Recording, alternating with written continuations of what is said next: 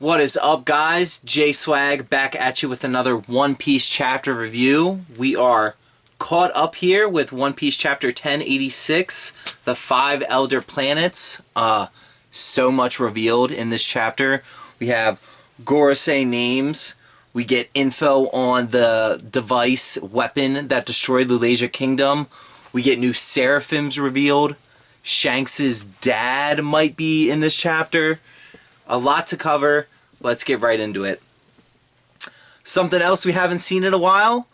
First off, no cover page this week. We have a little color spread that we actually we get in these little color walk compendiums. I don't know if you guys have seen these. They show all of the different kind of color spreads that we get in our chapters.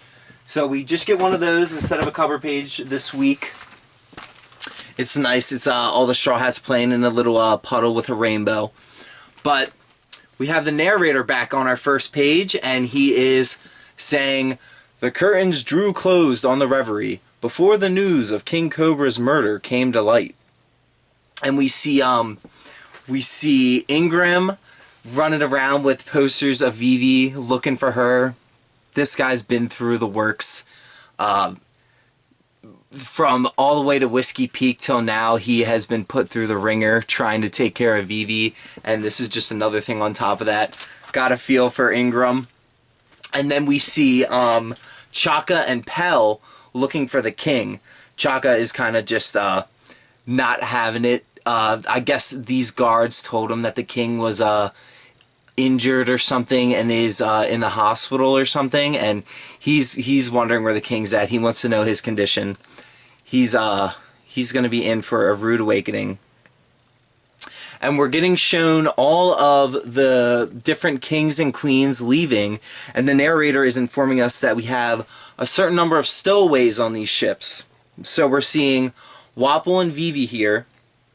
And we see that Wapol has his transponders now, and he's talking to Morgans, the bird who does the news.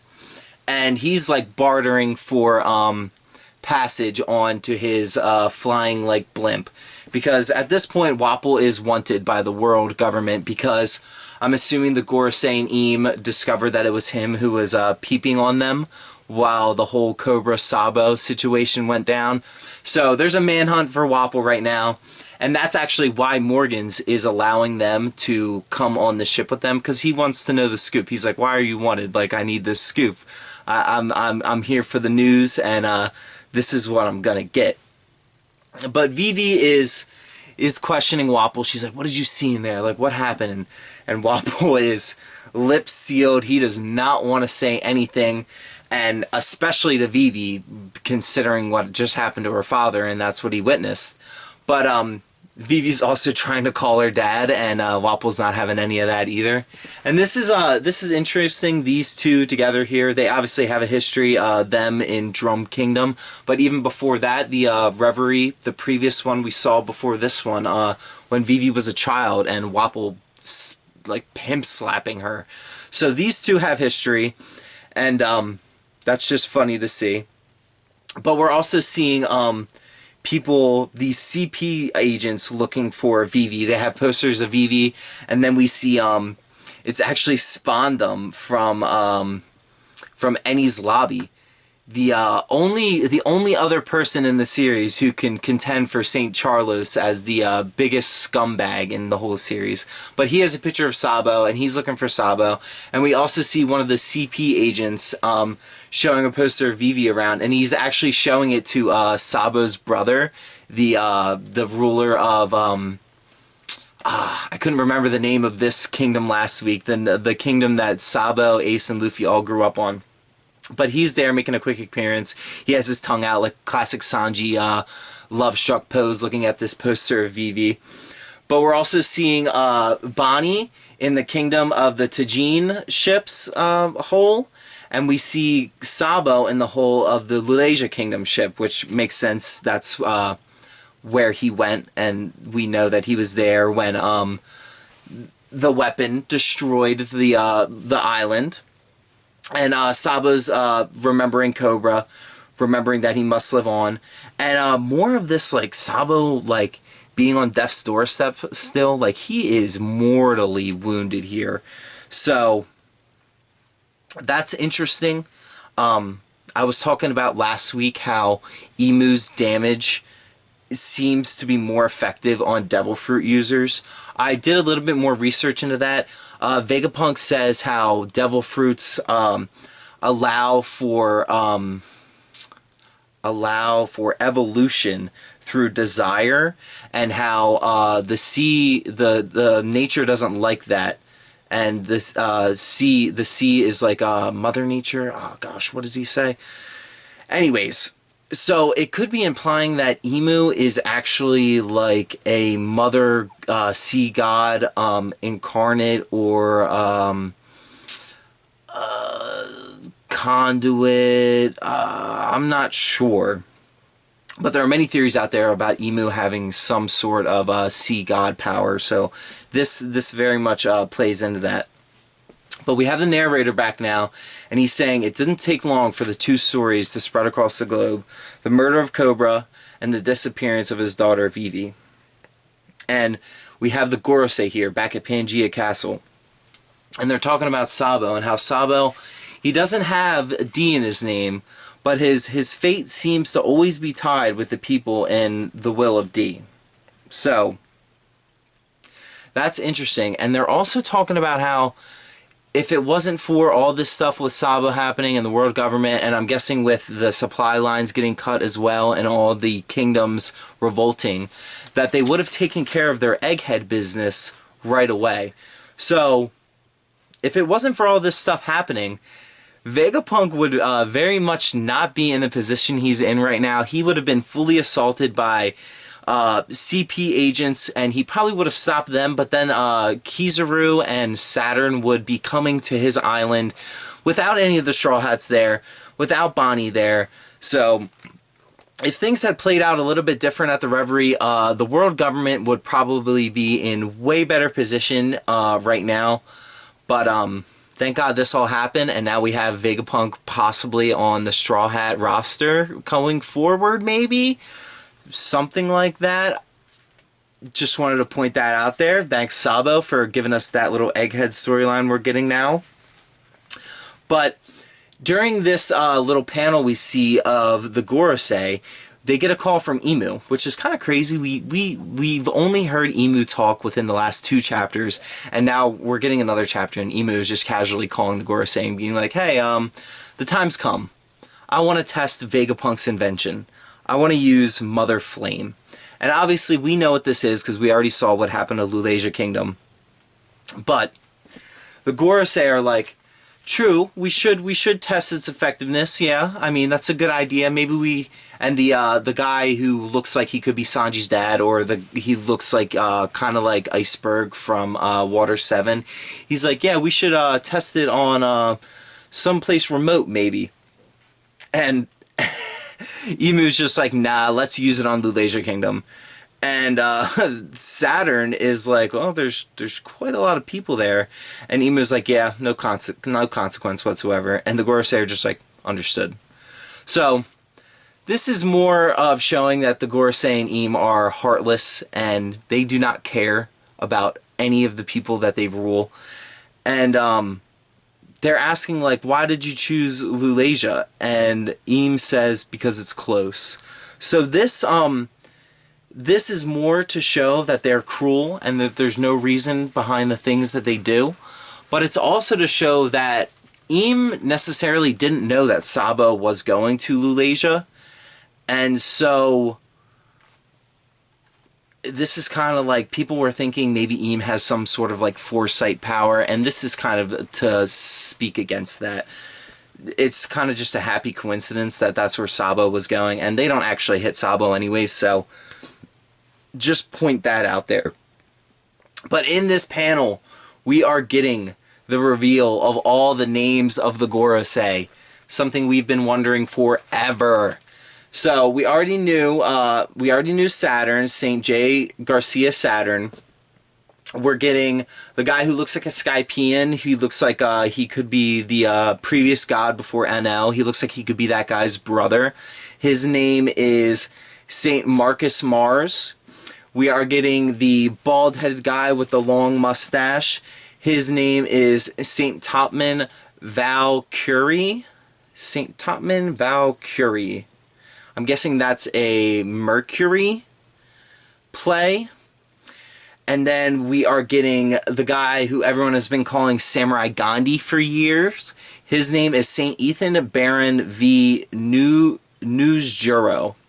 And that Juro part of his name, that is very Wano sounding, and he has the Kitetsu sword.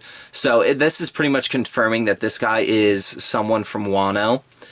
So, and then we're getting Saint Jupiter. I talked about him in the last review. He had that little star above his head when Sabo was jumping in. I suggested maybe he has good observation hockey, maybe. But his name is Saint Jupiter. And he's the guy who looks like he could be Sanji's dad. So yeah, we're getting all their names. They're the 5 elder planets, and they're all warrior gods. They are the warrior gods of agriculture, finance, justice, environment, and defense science. So I'm not sure what those titles all play into. We'll probably get more, people will do sleuthing on that. I'm not smart enough to decipher what all of those could mean. But Im has one more request for all the Gorosei, and of course that is to retrieve Vivi. And I think that this is playing into maybe Imu and Queen Lily having a history in the past. They obviously have some sort of history, but I'm thinking maybe like some sort of romance, and Vivi could be a current monologue for past Lily maybe. Not sure. Maybe that's why Vivi wants her, or maybe that's why Imu wants her. Obviously, Imu wants her because of everything that just happened, but beyond that. So now we're cutting. The narrator is taking us to actually Alkainu and the Navy headquarters. And we're seeing that actually the 2 ships, the ship that Bonnie was on and the ship that the ship that Wapol and Vivi were on, are 2 kingdoms that are rebelling. And we're seeing that the Navy has their hands full with all these kingdoms rebelling, but they're kind of prepared for it because we're getting the reveal of 3 new seraphims here. We have the Crocodile Seraphim, the Gecko Moria Seraphim, and the Dofi Seraphim. I'm very, very excited to see these guys in action. I'm excited to see all the Seraphims in action still, because we still haven't really seen the other ones too much.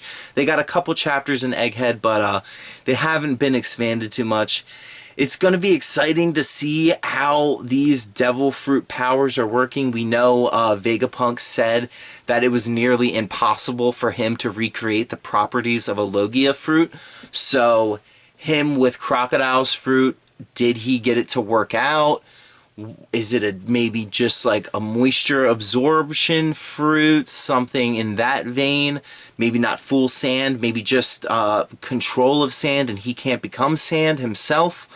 I don't know, but this is so cool. We get these 3 seraphims here revealed. And now we're going back to the little meeting, back to present day. Sabo, Ivankov, and Dragon are continuing to talk in their meeting. And he's talking about the second we docked at Lulasia, the king and queen of the kingdom were taken away. Sabo was found and was hailed as a hero because the news got out of him killing Cobra, and we know that in the view of everyone who doesn't like the world government, kings and queens affiliated with the world government are just as bad as the world government. So Sabo is hailed as a hero, and he wants to tell them that Cobra isn't bad, but he knows that for the rebellion to continue and for the rebellion to thrive, that he should just keep his mouth shut. So he does. And so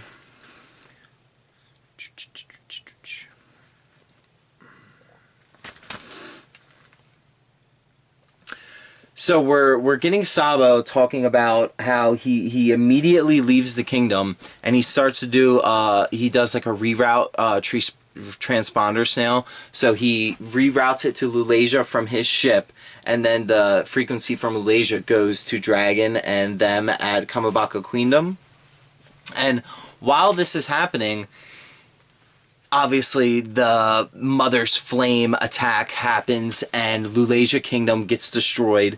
So he is describing how that happens to Ivankov and Dragon, and he describes how it was an enormous shadow that appears in the clouds. And this is something, this enormous shadow part is something that Dragon is focusing on. And we're kind of getting like Ivankov to do a little YouTuber expo dump here. She's like, oh, well, Emu, I know that name. There was a name among the first 20 of Emu. It was Saint Emu of House Nerona. So it's just like, okay, that's cool to know, I guess. That's great. So Emu was a saint of House Nerona, and this might be playing on Emu being, because Emu is heavily implied to be like Kaguya from Tale of the Bamboo Cutter. So this could be implying that maybe she is from like a moon descendant race, and then when she came down, maybe she was worshipped, and that started some sort of religion that gave her the power to get all these 20 countries that originally became the world government to come together. So there's that to think about. And she's also saying, she's like, look at this, and she pulls out the Devil Fruit book, and she's like, look, there's a fruit in here that if you do use its power a certain way, you can get someone eternal youth. And she's like, if someone knows that, then that means there must be someone out there who's used the eternal youth serum. And it's like, and Sabo's like, oh, do you think that that's Emu? And it's like, oh my gosh, this is what every YouTube theory has been saying for the past, 10 years since Emu has been revealed. It hasn't been 10 years, but however long. So Oda's kind of just like, yeah, here's my cards, I'll show you guys. And I've been watching your videos, like, okay, awesome, cool. And she's also saying, she's continuing the YouTube expo dump here. She's like, assuming that object you saw above the clouds is an invention, it must have been made by Vegapunk. Yes, and we found that confirmed in this chapter, but that's also what everyone has been thinking for the past year since Lulasia got destroyed. And then Dragon's like, no, Vegapunk wouldn't just willingly create a weapon of mass destruction. You sure? From what we've seen of Vegapunk from Egghead, I'm not too sure about that one. But anyways, she's like, okay, well, if it isn't an invention, maybe it's an ancient weapon. She just keeps going.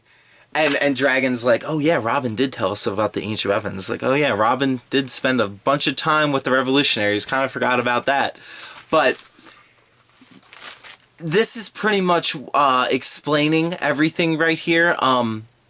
The weapon, Mother's Flame, most likely is a copy of the ancient weapon Uranus.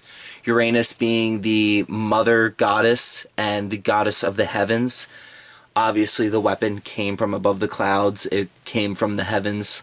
It all adds up here. And this is also playing into Emu maybe being a mother goddess figure using Uranus, the heavenly mother figure weapon. Possibly. That fits into her powers doing more damage to Devil Fruit users in that way, because the sea is the nature mother in this series.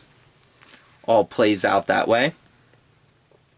But we're cutting back to the final page, and we're back in Merigeois, and we're finding out that a celestial dragon has died. And it's not the celestial dragon we all wanted to die. It's not Charlos. It's Miosagard, the goat of Reverie. He has been carrying the Reverie arc for the past 2 years, pretty much.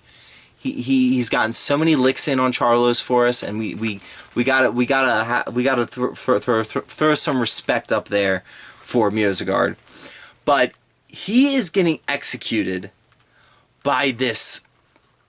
His hair's a little wacky, but this badass.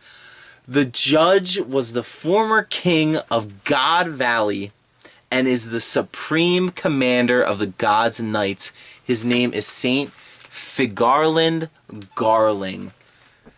Who is this guy? Shanks' papa, maybe? I don't know. Shanks was confirmed, well, Uta was confirmed to be of the Figarland family in Film Red, and the only reason that was the case is because she was Shanks' adopted daughter, implying that Shanks is a member of the Figarland family. A cool theory I have is maybe Shanks is like the youngest brother of the Figarland family, and this guy's the dad, but all the other members might be like his older brothers and sisters. Like, could you imagine like a group of the Gods Knights is all Shanks' siblings and Shanks is the little brother to them? That would be like a Germa 66 Sanji reveal, but like to the absolute extreme. That would be so cool. But that's the end of the chapter. We also get this guy saying scum. He says anyone who protects scum is lower than scum. Is lower than the scum they protect, and I love that because at my work we use the word scum all the time, so that made me chuckle there. But this guy is he's probably super strong. This is the guy I was saying who doesn't match up with the silhouette of the gods panel from, I believe it was chapter 1054. He doesn't match up with the guy in the middle of that. So it's like, that was why I thought Shanks maybe still could be a God's Knight, but I kind of like the theory that maybe all Shanks' little brother and all his siblings are God's Knights. We don't know. This guy has to be super powerful, though. The implications of him being at God Valley when all of that action went down, also Shanks being picked up at God Valley from by Roger in a treasure chest, points more to the fact that this guy could be his father. So what a crazy panel to end on. This we're gonna have about like a 4 to 5 week wait until the next chapter, maybe longer, for Oda to recover from his eye surgery. So yeah, I'm gonna be probably moving in. I think the next video is gonna be a Berserk chapter review for the latest Berserk chapter. And after that, maybe getting into some One Punch Man content, I'm thinking. Maybe webcomic or manga reviews. Not too sure yet. But yeah, if you guys stuck to the end of the video, I really appreciate it. Like and subscribe, and I'll see you guys in the next one.